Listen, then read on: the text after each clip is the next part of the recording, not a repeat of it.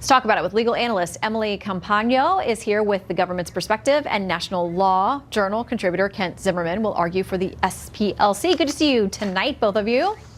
You too. Thank you so much. Okay, I want to read a little bit of what we're getting from the SPLC saying this. The safety of home and the freedom from unlawful searches and seizures are among America's most fundamental values, and law enforcement officials at all levels are legally required to protect these constitutional rights.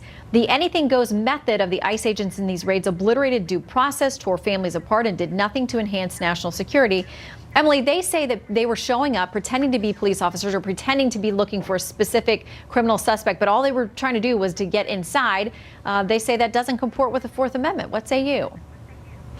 Right. Well, actually, the 11th Circuit has held that police officers or federal agents can lie to get their way in the door. And in terms of the warrantless search, viewers need to understand that the construed constitutional protection against warrantless searches is not immutable. Now, here, the Department of Homeland Security approved Operation Border Resolve in direct response to a spike in illegal border crossings by certain Central American countries.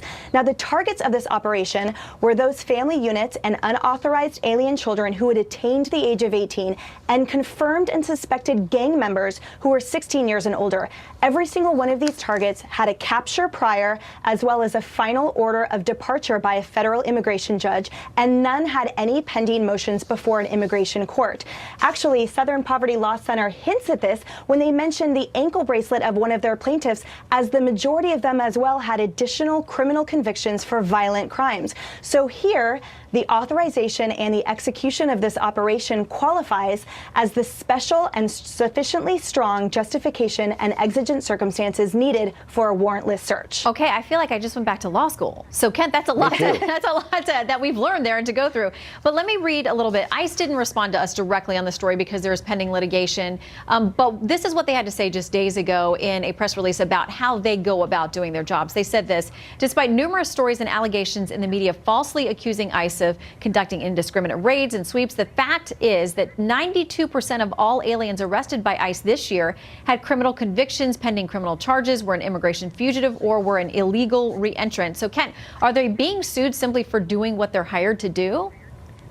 You know, Shannon, here's how I see this. When the show's over tonight, and I go home to my house, and you go home to yours, and Emily goes home to hers, and in fact, everybody watching in America tonight, we all have a right under the Constitution, under the Fourth Amendment to the Constitution, to not have law enforcement bust into our house without probable cause, without a search warrant, or without us giving permission. But is it different for us as American citizens? Is there a distinction there?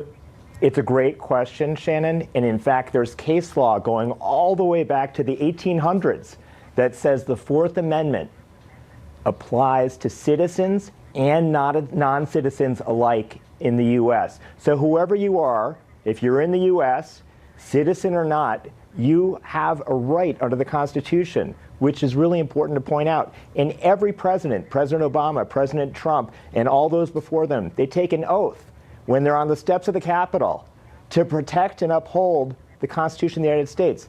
And that's what we're talking about. So this is not a Democratic issue or a Republican issue. This is about protecting the Constitution, and that's paramount for all of us to do. All right, our two legal eagles do not see this the same way. So tweet us, tweet me at Shannon Bream or at Fox News Night, and let us know what you think. That's the opening and closing argument from both sides. That's Night Court, so we'll let you decide. Emily and Kent, thank you both for your expertise. You bet, Shannon.